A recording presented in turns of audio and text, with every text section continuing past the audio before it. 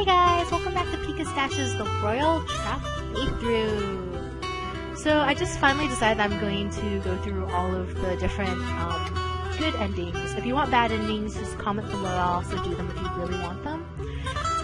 But they usually consist of me dying. So if you want to see that, just comment or whatever. So where we left off, I am still left in the dungeon after I talked to Oscar. Okay. You can't. I'm supposed to be the evil villain, remember? And you're the innocent victim. I betrayed you. Otherwise, we lose everything. You have to pretend to be angry with me. You have to stay away. I can't just abandon you. Yes, you can. It's only a week or so, right? I'll survive. We both will. Whatever you do, you have to take care of yourself. You have to stay safe and stay out of trouble. I won't be here to clean up after you, right? So don't get any wild ideas about poking around solving mysteries. Okay? You go on now. Don't leave them waiting. Tell them I understand and I will agree. Fine. I can't see him, but I can hear his footsteps, slowly retreating. There's a little voice in my head screaming at me to beg him to come back. Plead with him not to leave me here alone in the dark. You're afraid of the dark? What kind of a loser are you? Okay. There's no point in screaming. I'm not listening. The time slips by, unmarked and unknown. Having obtained my submission, the forces set against me are in little hurry to make sense of it. Instead, they are busy setting the scene. What is politics, after all, but theater? Only when the audience is in place am I summoned to deliver my lines. The presentation hall of the Kingdom of Gwelinor is not so different from that of my homeland. They are both places people gather to see and be seen, to make proclamations and apply the combined force of centuries of tradition to all that occurs within. If I were at home, the crowds of nobles in attendance and hangers-on would be freckled with familiar faces, friends and rivals alike, come to witness my humiliation. Here, the knowing eyes are fewer, but I cannot escape into anonymity. After this, everyone will remember my name.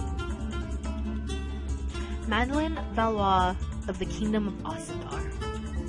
You stand here today accused of high felony against the crown of Gwelinor. You have subjected our rightful heir, the Princess Cassie, to assault and false imprisonment. Where is Cassie anyway? I don't see her in the crowd, nor Callum either. You have inflicted physical harm upon your master, Oscar of Osendar. But Duke Farad, he is there, watching me through narrowed eyes, Prince Gaston and Prince Nazagi as well. You have acted on your own and against orders in pursuit of your own glory, and brought shame upon your country. I notice that they are not accusing me of murdering the guard we left outside the gates. Do they even realize there was an assassination attempt? It would be nice if they used some of their resources to investigate the actual threats of the crown. Assigning all blame to me would make it that much more difficult for them to bring charges against anyone else. Unless, of course, that is the idea, to allow their enemies to feel more secure in their hopes that they will overreach. Oh, I can't read! That's a very risky game to play with Cassidy's life.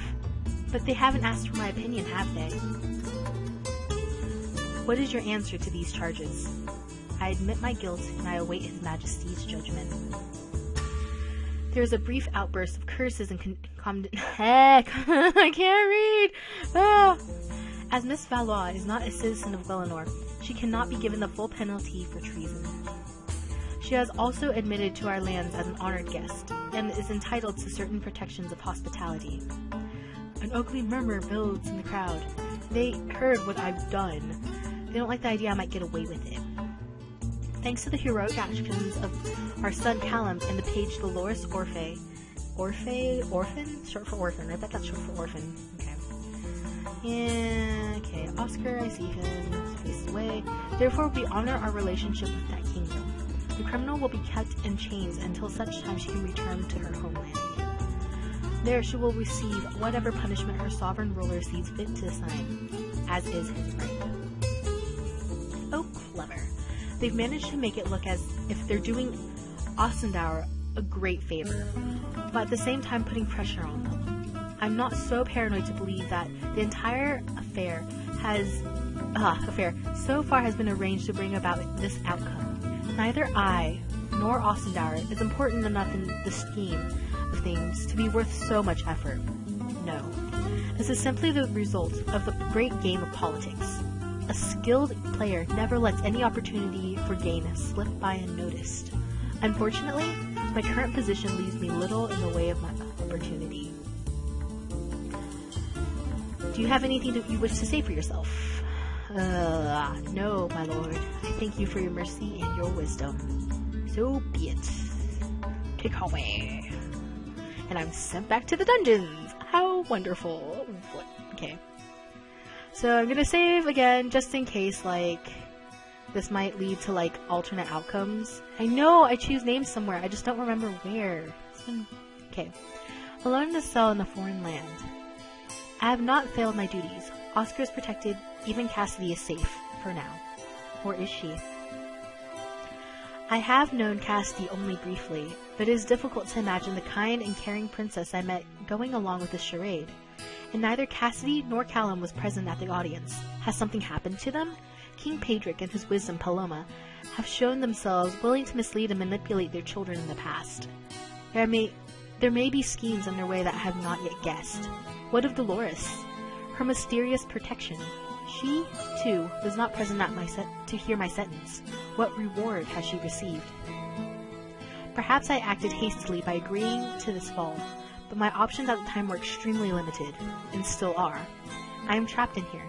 I need eyes and ears on the outside, or I can't risk taking any action. But who could possibly come to my aid? Okay, I'm saving. This is probably where I choose my place. Okay, saving again, saving, overwrite, awesome, back. So, this is where I'm going to split off. I'm going to try to do all the endings. So, who's going to come for me? Oscar is a loser who probably doesn't have anything. Callum's a jerk. I want him. But why would he come? Gaston's nobody. Dolores. Cassidy. Cassidy's the only one I can trust right now. Okay. She would be a great help to me, if she chose to be. But would she? I want to find out what is going on. But for now, all I can do is wait. 5A, the Panther. Okay, this doesn't look good. Okay. I sit on my prison bed, absently toying with a bit of loose string. I'm not being mistreated. They've even remembered to feed me. Not pastries and tiger nut milk, of course. What's tiger nut milk? But not pig slops either. The amenities do not go as far as to include a bath, but, well, one can't have everything. Isolation is meant to be its form of torment. In time, it will be. I know that. For a moment, though, the solitude is peaceful. I've been kept on edge for too long, worrying about my future, worrying about Oscar, watching those around me for signs of violence and betrayal. Now, it's all out of my hands. There is a kind of freedom in that. Memories, dreams, and fantasies swirl unfettered in my mind, replaying past events and imagining how they might have turned out differently. If I had rushed directly to Callum's room when Cassidy vanished before Dolores had a chance to steal her away, or I have delayed Callum in the passage in the ball, and had never taken her at all. But no, I couldn't have stopped Callum from abducting his sister. He'd been planning it for years. He would never have let me stand in his way. As for rescuing Cassidy from Callum's room, what would that have made any difference? Callum would still have needed to learn that he was wrong about his sister, and his parents would still have needed to cover up his crime. The roots of this situation run too deep for any action of mine and have swayed in their course. There's a sickness in the court of Guelenor, which did not end with the death of Prince Caspian. Oh, I like this! Okay.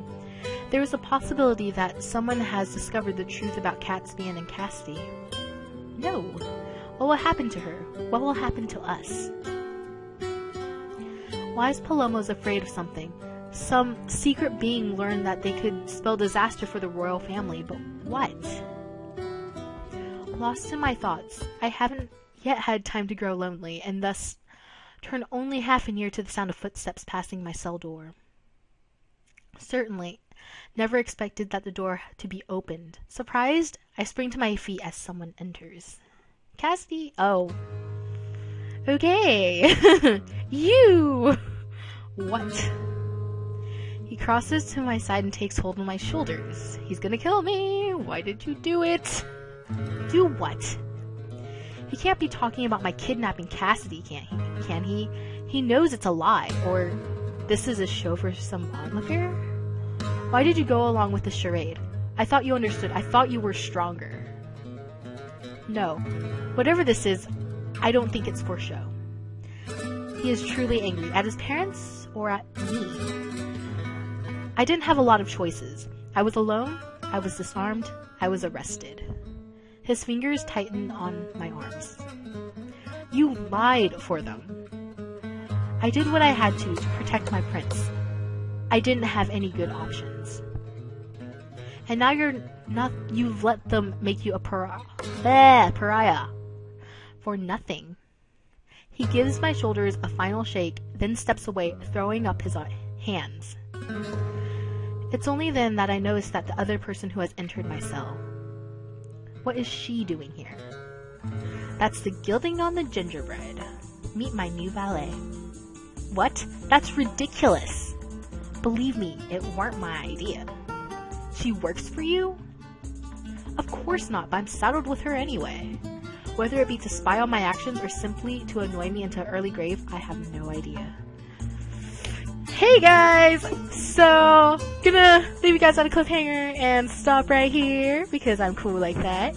And I'm gonna say, like, favorite, subscribe, do whatever, comment below, and thank you for watching.